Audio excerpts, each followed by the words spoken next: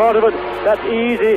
The second part, still flat out, a lot more difficult, and this is where Comas, there are the marks Comas laid this morning, and then down to this very artificial and very Mickey Mouse, and ideally nicknamed Stop Chicane, before the final blast over the start-finish line. Ayrton Senna, 153.79, up to third place. So once again, Williams Lockhart in the front row, McLaren Lockhart in the second row, and interestingly, well, I was going to say, well, it's all changed as we're speaking, because Michael Schumacher has now gone fourth, Gerhard Berger fifth, and what I was going to say, a third row Lockhart with the Lotuses of Herbert and Häkkinen, well, they're now down to sixth and seventh. Martin Brundle, the man who had a spin on his very last lap in Hungary when dicing with Mika Häkkinen. Of course, Brundle knows this circuit very well. He's raced here in sports cars with Jaguar. I think you were a teammate, John, once, weren't you, in the Jaguar team? Yes, indeed. Martin supported the team back in 87, and he raced regularly in 88. Then in 1990 he was back again, so Martin has got many, many miles, and you can see the back of the car stepping out again. You don't want to have that happen, because ordinarily that's a little lift. That's down the bottom of the circuit. That's Salvolo coming up now through again Blanchemont. And really, through this part of the circuit, you have to hold on very tight indeed. Well, I think Brundle has lifted off, in fact, because it did not appear that he was making any serious efforts as he came through the Blanchemont corner. John, with nearly 2 minutes laps around this circuit, I mean, you got to have a lap where everything is right. And I mean, it's a bit like Hockenheim, where you only have like 3 or 4 laps really to get out of your tires, because the laps are so long. Yes, it's always been a problem on the longer circuit. And of course, not only that, if you do break down at the furthest point from the pits, let's say down at Savlo or somewhere, Rivage, it's a long way back to the pits. Well, there's somebody we can't quite see who it is. It's Jordan, I think you may well be right. Certainly that's down in Le Fagne. It's an Andrea Moda. Andrea Moda, yep. Well, Andrea Moda have got 2 cars here into qualifying, the first time that's happened for them this season. And we don't know, we assume that's a blow-up that's caused the car to go off.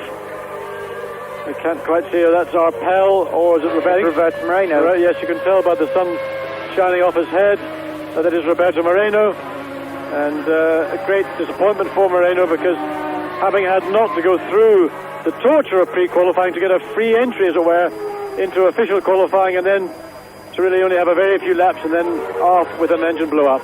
John, Ayrton Senna, the man who has won 5 times here already, and that is 1985, plus the last 4 Grand Prix here, has pulled himself up to second place, 8/10 off of Nigel Mansell's pole position time, but a 1:53.3, a very good lap by Ayrton Senna. Well, Allard, quality has always been quality, and we saw one of the drives of what I would describe the highest quality from Ayrton Senna 2 weekends ago in Hungary, and why should anything change? Even though the championship is finished, even though he probably can't win the car in terms of out-and-out speed, nothing stops Ayrton Senna, and the only thing that's going to stop him is really what he does next year, because there are rumours circulating that if Ayrton Senna cannot get the drive he wants, and the drive he wants is in that car we're looking at right now, he wants to be in a Williams Renault next year. If he cannot get that seat, he may well take a year off and have a little holiday, very much the way Alain Prost did this year. Eric van der Poel, the man who nearly won the Spa 24-hour race here in Belgium on the 2nd of August. He was leading until the last lap, and then Britain Steve Soper came through to win in the Bugatti BMW. Eric, who had a very long stint, very long last stint, had to cut down on the rest because of a few problems they had with that car, and well, Soper just creeped up on him and got him like a cat. Indeed, a great result for Steve Soper also. That weekend he was presented with a daughter, so a double whammy, or a double kiss if you like, for Steve Soper here some weeks ago at the Spa 24-hour race. In the meantime, Michael Schumacher improving further, still in the 54s, but now down to a 1 minute 54.404, some 0.9 of a second away from Riccardo Patrese in third place. Now, I don't know how much more Schumacher can drag out of his Ford HB Benetton around Spa, but for sure the potential of the Williams Renault is not represented by Riccardo Patrese. John, Nigel Mansell done a 52.5. This morning he done a 52.6. That's not a major improvement. If you look at all the other times, everybody apart from the Williams has gone way, way quicker. So either Nigel is going to go much quicker than we've seen, and we're about to see it.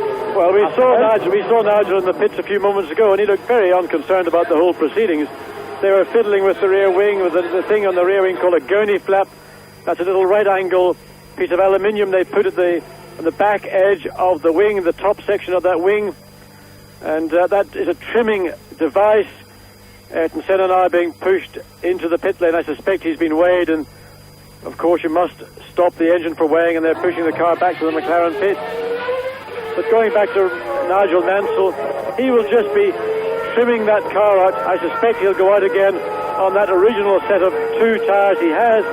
If the car is good, he'll do another lap, and if he's happy, then he'll come in, put on the second set of new C race tires, and then try and improve. Now, last year's pole time, of course, substantially quicker, 1 minute 47.811, set by Ayrton Senna, again with qualifying tires and with those slight changes to the circuit at the bus stop. So I don't know whether it'll be too big an expectation to see Mansell get down to something like a 1 minute 50 seconds, but certainly I think it's unlikely we're going to see anybody bettering Senna's time he set last year. Mansell fastest on a 1:52.557, and incidentally, out of the 734 race laps, Mansell completed 679, which makes him second behind Michele Alboreto in that, but he has led a staggering 71.39% of all race laps held so far this year, John. And Thierry Boutsen, who we've just seen go out of picture, he's now up to 7th place in his Ligier Renault. We still have not seen Eric Comas. Now, he was, we say, taken off to hospital for that obligatory scan, but so far we've not seen him, and I wonder, will he in fact take part this afternoon? I could figure out that he was on his way back to the circuit, but we've only seen 27 cars out so far. Of course, Comas hasn't been out yet. Perry McCarthy is another man who has not got to the circuit yet. McCarthy, who will try to do his first couple of laps in official time qualifying for the Andrea Moda team, but his chances are not very big at the moment with Roberto Moreno parking his car in the gravel. Well, I would anticipate Moreno rushing back to the pits, and remember that is a long way from the pits where his car is stopped. I suspect Moreno will make his way back, take over Perry's car, try and qualify it, and if there's any time left, well, dear old Perry may get an opportunity. Now, right now, the Andrea Moda team are under notice from FISA for not effecting a proper 2-car team in pre-qualification at every event so far this year. Poor old Perry's basically just been given the short end of the stick. So I suspect that Moreno will come back and use McCarthy's car. That would be the best thing for the team to do, but it may not please FISA. Mika Hakkinen trying to start another lap here at Spa. Hakkinen is currently in 8th, and Mansell still tops the list. Is he going to improve? You can watch it here live on Eurosport after this. Welcome back here live on Eurosport, where we're watching Nigel Mansell, and on his very first intermediate, his very first split time, Nigel was nearly half a second faster than his own personal best, John. Indeed he was, and that was due, I believe, to that little aerodynamic change that Nigel Mansell made to his car at the end of his first run. Now, can he maintain that advantage? Can he build upon it?